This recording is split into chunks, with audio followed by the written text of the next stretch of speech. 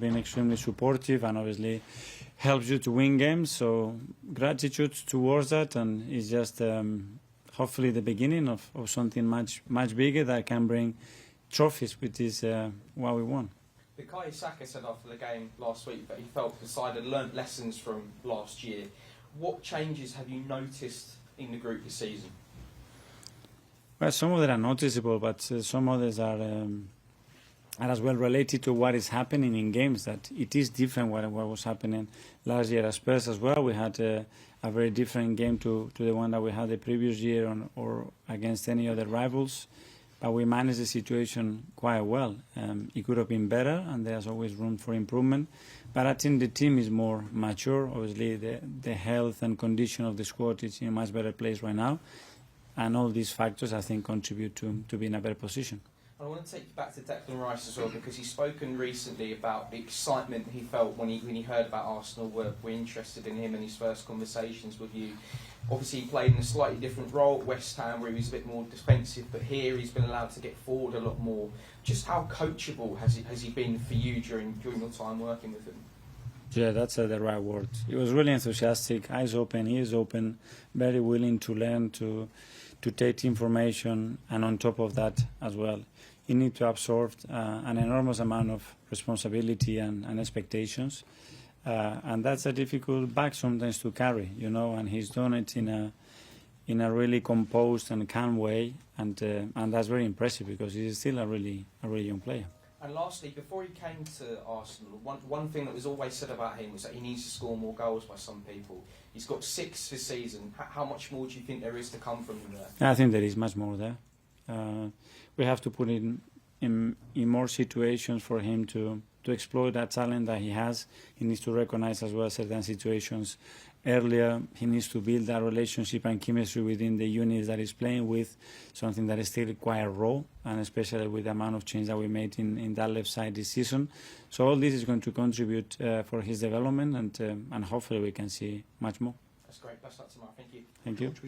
Mikel, I know you don't do ifs, but if Partey and Timber have played a lot more this season, just how many extra points do you think they could be worth? It's a shame, really, you haven't been able to get them out. How crucial could they be for the last few games? Do you have a coin? Ding! I have no clue. We have missed them because when you have them around, at the end the team is more competitive, there is more quality there, there is more leadership there. That's for sure, but to be honest as well, the players that they played in their position, they've been exceptional. So let's see now, probably your question in 3-6 months time when they have played hopefully a lot of games, I can be more concrete. If you win tomorrow, I think it's a Premier League record for Arsenal's wins.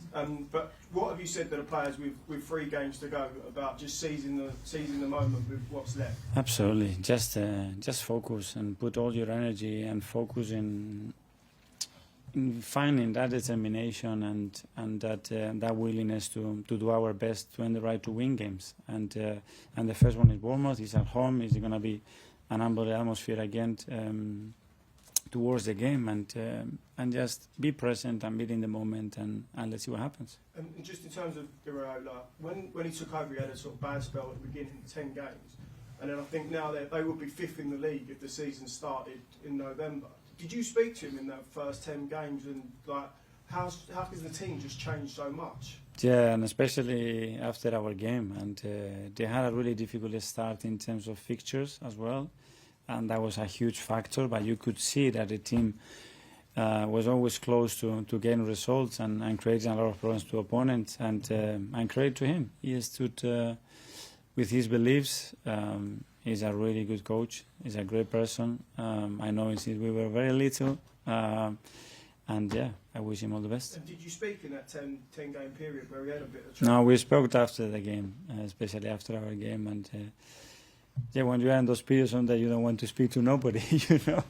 But we had a little conversation there, and as well about my experiences and what I've been through, and sometimes helps. Mark PA. Hi, Mikel. Hi. You've obviously had 2 massive London derby wins against Chelsea and Spurs. Yeah. Do you have to say anything to the players to make sure they treat tomorrow's game just as importantly as those 2 more eye-catching fixtures? Oh, the first thing that we did is just try to read, where's the spirit, where's the energy. They were talking about it already. Now it's Bournemouth. It's going to be even more important. Now we have momentum. Now we have to keep going. So they know what is at stake. A lot's been said about the 3-2 last year and the way you came back and the result. I suppose from your perspective tomorrow, you'd be happy if it was boring. As long as there's 3 points, you don't need a 97th minute winner, do you? You'd be happy if it was just a boring win. I have a different game in my head for tomorrow, but yeah, we're going to have to perform really well tomorrow and be at our best. And if we do that, we have a really good chance of winning the game. I suppose at this point of the season, any little positive can help lift the players that little bit extra. So having Jurien back after such a long time out, can that even give the rest of the squad a bit of a boost? It does, because it increases the quality of the training sessions for sure. You see how combative, his leadership, his quality, and the rest, they have to lift it up, and they start to demand more for each other, and they look at each other and they say, I better be good because I want to keep playing, and this is all very positive for the squad. Simon, Standard. Just on Jurien, Mikel, so these are 3 high-profile, big-stake games. Do you feel, though, he's got that rhythm that he can make an impact, even if it's for sort of a 20-minute period? We're not going to know that till we throw him there. And it's tricky because it's only 3 games to go. It means 8 months of football. He's played only 150 minutes of football with the under-21s. Yeah, it's a question that has to be resolved only by throwing on the pitch and see what happens. And we have to try to nail that decision when. And just one on David Raya, who can win the Golden Glove this season, which seems like quite an achievement given his missed games, difficult start to the season. I know there's that option on his loan to take up. Is it your expectation that will happen and that he'll be sort of here next season? Those conversations are for after the season. We will review where we are. Obviously, we are really happy with David and everything that is brought to the club, to the team.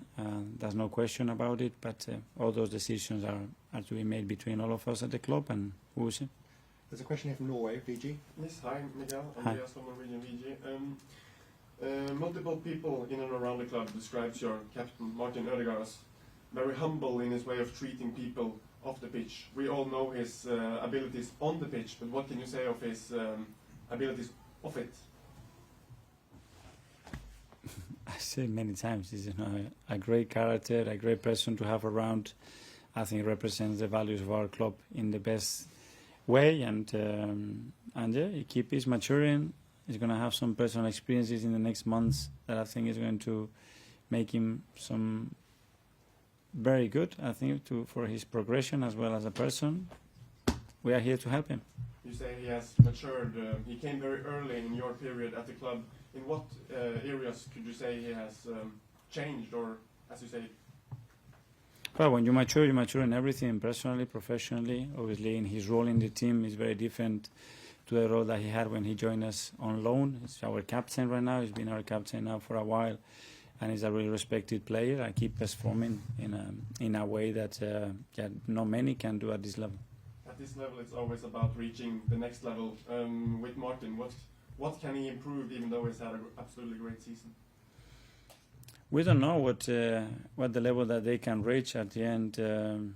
What we try to provide, and my job is to give players the right foundations so they can grow, and then create environment and inspire them and support them, that they can feel that they have the wings to fly wherever they want. And this is what I have to do. Give them that foundations and then believe them that they can always get better, and that the limit is put in relation to where they look at it. And Marty certainly is very, very ambitious. There's a few hands up. We might not be get through everyone, so we'll go to Art first. Mikel, just on relationships you were talking about earlier with Martin on that right with Bukayo, I was just wondering how you've seen that, I guess, relationship grow wings, as you call it, and blossom, because it seems like a key kind of relationship for the team. Yeah, but that's when you build the chemistry of the field. There is something already very strong, and when you take that to the field, when you add minutes, when you add understanding, training sessions, and good level of communication between them, those are very good ingredients to improve and keep developing and keep understanding each other better. And that certainly happens. The same with Ben, because they have played the three of them in that side for a long time right now.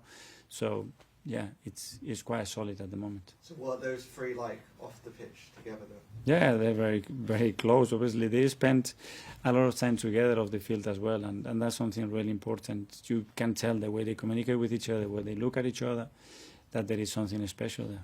And just on Jurian, obviously the 21s have a game tonight, so would that be, has he already played too many games for them? Or are you ready to see him back? He won't be playing that game tonight, no. Okay, perfect. Okay, last couple. Let's go to Kyle and then James. Kyle. Hi. Last season's game against Bournemouth was obviously crazy in so many ways, but there's been less of those kind of games this season. There's been more control. I know Spurs on Sunday was a bit more like that, but generally this season it's been a lot more calmer in the games. Do you think that maybe cost you a bit last season, having that many sort of helter-skelter matches? And do you think maybe one of the reasons why you've improved so much this season is you've had calmer games for the most part? Yes, obviously the probability of winning matches when you leave it so late, it's less. And we've been better this season at deciding matches much earlier. And probably that's a good sign for the team that can dominate and control the games and decide games earlier. And hopefully we can do the same in the last remaining fixtures. Do you think in the long run, maybe that's giving your team a bit more energy towards the end of the season, the lack of maybe emotional exhaustion from those kind of fixtures? Yeah, obviously when you play every 3 days and the more the stress and the more physical demands, mental demands you put to the later stages of matches, there is an accumulation there. And you see that the teams that normally they get to the last stages, how dominant they are in the leagues, when they win the matches, the subs that they make, yeah, that's something that is pretty relevant, I think. James, yes, yeah. Hi, Mikel. Hi. There's been reports this week suggesting the club might listen to offers for Gabriel Jesus this summer. Is that accurate? I don't know where this is coming from. So you have no No. intention of letting him go this summer? No. And I know you were asked a lot about Pep. Do you speak to each other during the running, or do you have a sort of an agreement where you kind of part your friendship? It doesn't work. We don't have an agreement. It's just in a natural way. When something happens, we communicate to each other when it's necessary, obviously when we play against each other as well. But we all understand the situation, and there are other moments as well to talk and be yourself. And just finally for me, Jurgen Klopp's been speaking this morning about, he's been critical again of the 12:30 Saturday slot as a time to play. Mm-hmm. I just wondered if it was something that you'd like to see removed in future. Is something that, how big a problem is the 12:30 slot in general? Well, I think probably when we have discussed that slot, it was relating more after Champions League fixtures and then the recovery time. I think that slot is a slot I think is within the culture of